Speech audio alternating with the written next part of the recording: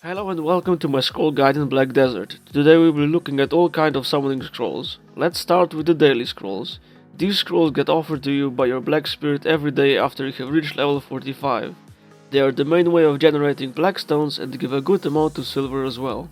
We have 4 daily summon scrolls. First one is Red Nose, second one Bheg, third one Giath, and the last one is Mulis. Until you gather knowledge of these bosses, you will need to do a killing quest before the Black Spirit will award you with the scroll. All scrolls in the game have a 7-day lifespan, so be sure to do them in the given time. But why does it matter which scroll I pick, Facemelt? I will get the same amount of black stones and money anyway. Well, my sweet summer child, in the game there exists boss armor. Boss armor drops from Bheg, Giath, Red Nose, and 2 other scrolls that we'll mention in the future. All daily scrolls drop blackstone, silver and some junk and exchange items. I recommend you do 3 or more scrolls in a group since everyone can loot the boss, but only you will get the bundles from your black spirit once you complete the quest. From these bundles you will get more exchange items, some blackstones and hunter seals, as well as some gems, and as mentioned earlier, the best in slot gear from certain ones. Let's go over each summon location and their loot. Another good thing to mention here is that the field bosses have the same mechanics as daily boss scrolls, so you can learn them by doing these scrolls solo. Let's start with the first one, Red Nose. Red Nose is probably the most annoying and useless scroll you can get. It can be summoned at the left altar where you can find more imps. But Facemelt, I always spam R and get the scroll, why is it the worst? Well, my dear boy, Red Nose drops the worst boss armor set. It is basically a worse version of Theese's chest. You might as well do Bheg and Giath first, since the drop chance is the same but the stats are better. Red Nose is also annoying because when he reaches 50% of his HP, he goes into an immune state, and that only increases the time you need to kill him. Also, you have a chance of a field boss Red Nose spawning at the exact same location. Moving on to Bheg. Bheg has some deadly abilities, but they can all be avoided by simply killing him fast, since he has no immune state if you do so. He drops the best in slot gloves, which I surprisingly own. These gloves are so good they are worth breaking any set bonus in the game, unlike other pieces. Moving on to Giath, and my current daily driver. You should first acquire Bheg's gloves and then the helm Giath drops, because if you are using the Grunel set, one set effect comes from the helmet and gloves, and if you are going to be breaking the set effect with gloves, you might as well put on the helmet. Giath can be summoned in the Goblin Cave.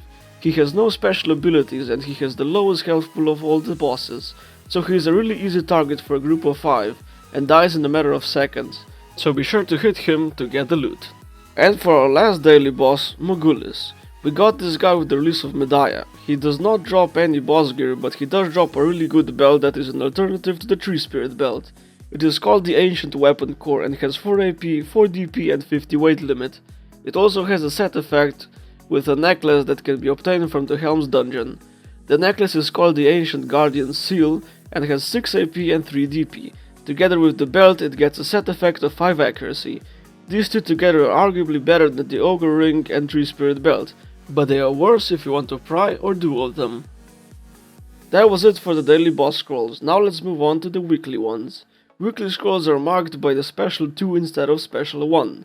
You get them every week and despite popular belief, you can kind of choose which scroll you can get. By declining a given scroll, you will be offered a random one next day. The 3 weekly scrolls are Hexamery, Goodbye the Tree Spirit and Muskan.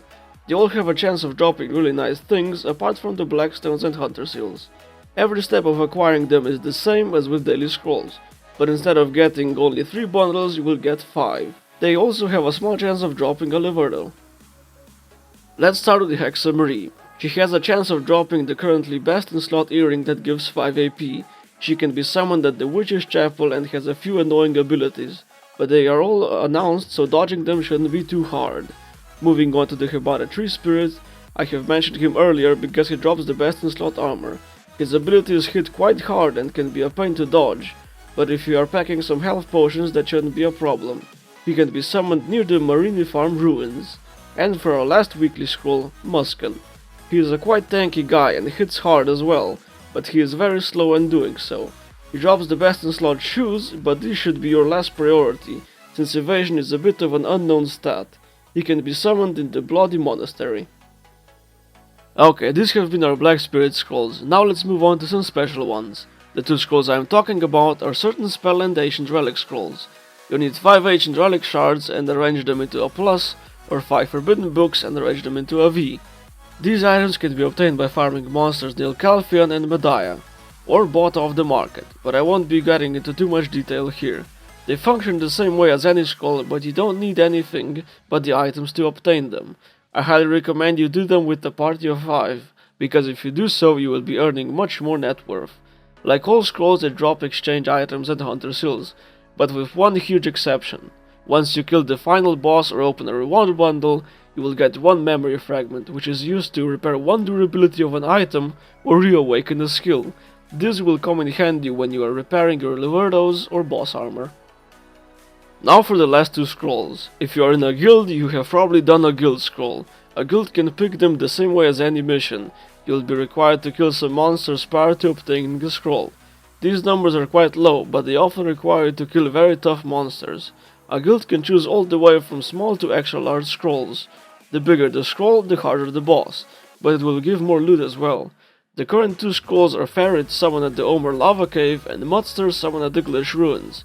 Both of them have a chance of dropping Leverdos, and Mudster can even drop a Mark of Shadow. Another thing to note here is that beating these bosses will not yield any reward to the guild. I hope you enjoyed my guide to scrolls. Remember to subscribe, share this video with your friends, and stay awesome.